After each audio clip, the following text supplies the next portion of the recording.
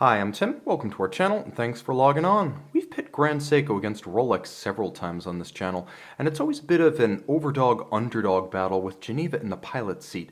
Well, today we're flipping the script a bit, pitting Rolex's junior tenant, the Tudor brand, against Grand Seiko. So, in a role reversal, which will come out on top? Let's start with the Tudor Black Bay Gmt, one of the surprise releases of Basel World 2018, and the more recent debut of our two today. Now, the watch was a surprise, first because it's an ambitious evolution of the Black Bay heritage-inspired diver, and also because it stepped on Rolex's toes a bit in a year when Rolex itself was launching a steel Pepsi Bezel GMT. Now, that said, the price difference is colossal, as this watch retails on a bracelet for $3,900.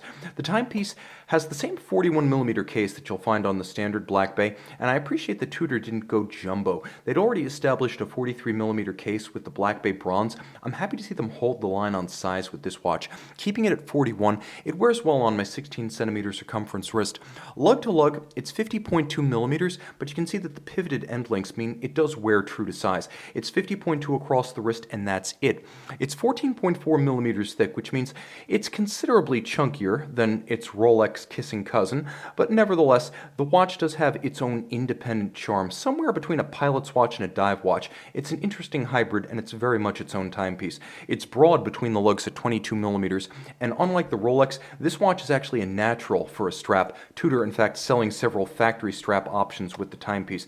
Now, the bracelet that's fitted is what's known as a skeuomorph. It's something designed in a certain style that emulates something else originally in that style. So it's basically a visual representation of something that references what it is not. And what it is not is a true 1950s or 60s Rolex rivet style bracelet. What it is a modern bracelet with individual removable links sized by screws, but the imagery of a vintage riveted bracelet. You can take it or leave it. For me, it's a little bit like the bracelet variant of a faux Tina dial. I'm not totally into it, but it is handsome and well done. Now, the timepiece features a substantial clasp, polished internally, with a few refinements I didn't expect, like ceramic spring-loaded pin snaps for maintaining tolerances in the long term. You can see them internally and externally. One for the inner swing arm and one for the clamshell lock. There's a little curve. You can dig your finger in and easily unlock this system. It's nicely finished inside of high polish. Generally, entry-level Rolex clasps are blasted internally. Tudor does not give you that on a watch that costs less than any Rolex. You can see there are 3 anchoring points inside the clasp, so you can change the stationing of the bracelet and make adjustments without actually removing or adding an individual link. So you have a little bit of extra flexibility in there. The clasp is substantial and secure. It's just not machined from a solid like a Rolex clasp. Now you can see the end links are pivoted. This is kind of like a current generation Omega Planet Ocean. So the lug-to-lug dimension is the actual size of the watch. You can see a quirk of these in-house caliber Black Bays. They feature a Tudor Rose logo on the crown and then the later Tudor Shield logo on the dial. Quirky, but okay, gives the watch some charm. The bezel can be used for 2 purposes. It's not a dive bezel because it moves in both directions and it's calibrated 24 hours.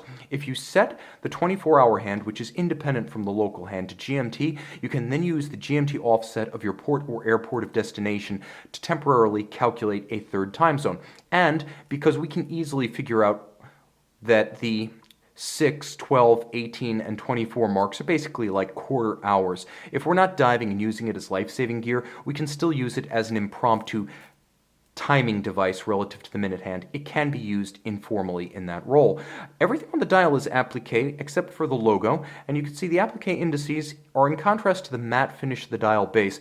The appliques are designed to remind you this is a modern luxury watch. The chaptering style minutes and seconds track outboard, as well as the matte finish of the dial base designed to evoke 1960s and 70s Tudor divers. Now, the timepiece is a chronometer. It is an in-house caliber, and it uses Tudor caliber. Are you ready for this? 5652. MT5652, a little bit of an alphabet soup, but what it is solid. 70-hour power reserve, automatic winding, COSC Swiss chronometer, full bridge free-sprung index for shock resistance, and a silicone hairspring for anti-magnetism. The screw-down crown and the screwed-in case back do obscure what's inside, but it gives you 200-meter water resistance. The watch features stop seconds and 12 and 24-hour formats settable independently. Okay, now let's talk about the Challenger, or perhaps I should say the watch in the driver's seat and the chieftain of this particular comparison, because whereas the Tudor retailed new for $3,900 and continues to be available for that with warranty. Nevertheless, this was a 2016 limited edition of 500 pieces that originally sold for $8,200 new, and pre-owned you're going to find it $7,500 to $8,000, so it's lost precious little value. This is still the price of 2 Black Bay GMTs on the market. The timepiece is substantial and similar in size, though different in character. As you can see, the watch, 40 millimeters in diameter, looks considerably smaller than the 41 of the Tudor, which has a chunkiness to it. Part of that's because the lugs of this watch are fairly spare. They're similar in thickness. This is 14.7 to 14.4 of the Tudor, but you can see, whereas the Tudor is 50.2 lug-to-lug, this watch is actually 46.3. It spreads its wings a bit when you add the solid end links of the bracelet, and now it's 49.6, but still a little bit smaller than the Tudor across the wrist. Also worth mentioning, this timepiece features a 19 millimeter lug spacing, which is remarkably narrow for a modern watch, and a stark contrast to the 22 millimeter spacing of the Tudor, and that does change their appearance on the wrist. This watch almost appears a little bit vintage compared to the Tudor's proportions.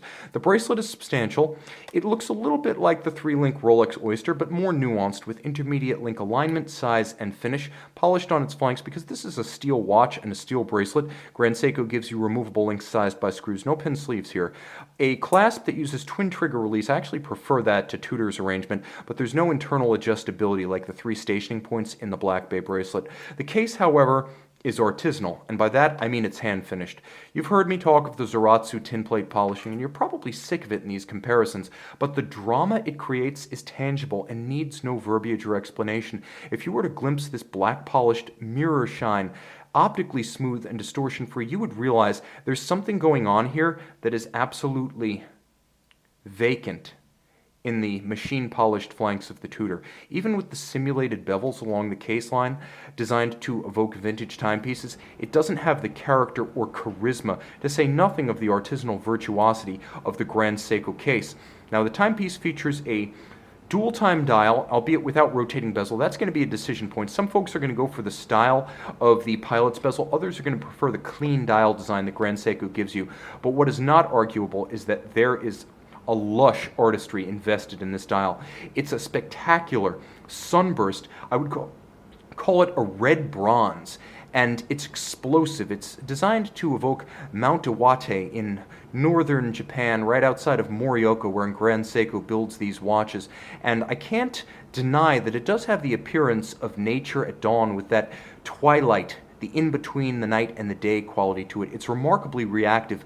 A stamped pattern that's then varnished and then clear finished over it. It has a depth and a luster that makes the matte finish of the Tudor look absolutely insipid. The dial furniture is superb. Though you have applique indices on the Tudor, you don't get these black polished hands with mirrored knife-like facets, nor do you get the quality of the indices that you find on the Grand Seiko. The Grand Seiko simply takes the Tudor to the cleaners on the dial side.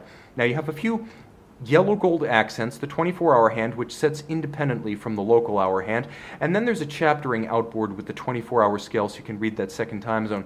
Turn it all over, and you can see, well, it stays fun. On both sides, you have a lush array of colors. This is actually an oxidized rotor.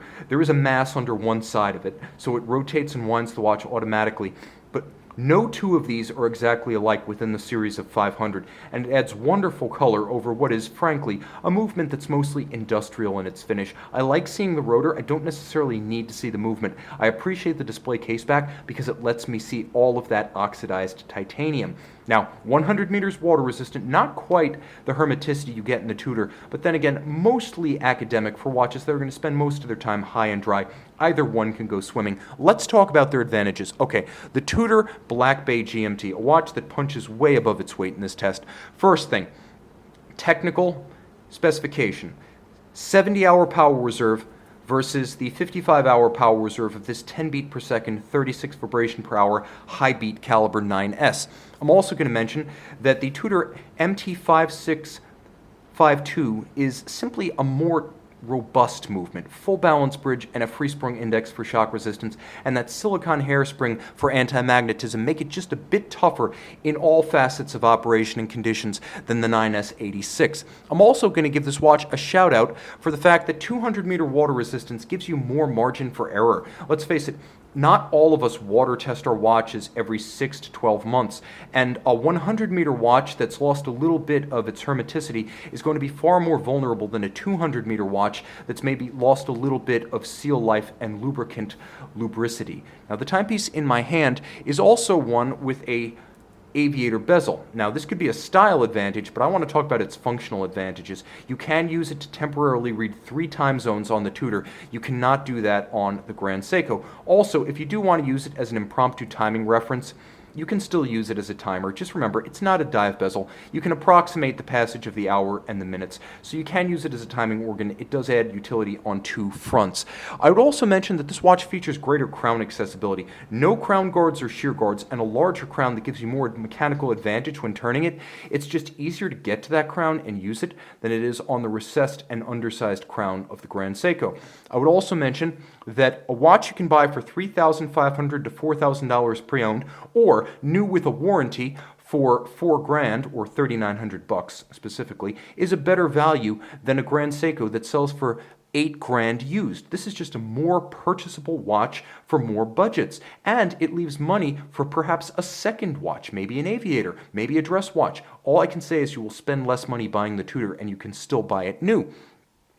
Finally, this is a timepiece that will give you a tangible link to 60s Rolex and Tudor, and if that's the historical continuity, time frame, romance, imagery that you happen to adore, this is probably a better match for you. It does channel Tudor's presence, technically, its present I should say, but it also channels Tudor's past and, by extension, that of Rolex. So let's talk a little bit about the Grand Seiko. It's a more beautiful watch. From the finishing of the dial, to the finishing of the case, to the style of that rotor, it gives you something that Tudor does not give you. It gives you grace, it gives you true beauty, not just a handsome square-jawed profile. The watch also gives you a remarkable amount of value retention. Considering it sold new for $8,200 back in 2016 and it still sells for $8,000, you pretty much lose nothing buying this watch pre-owned today and then reselling it to another Grand Seiko geek. It has that kind of currency in the Grand Seiko collector community, and with 500 made, this is a far less common watch than the mass-produced Tudor GMT.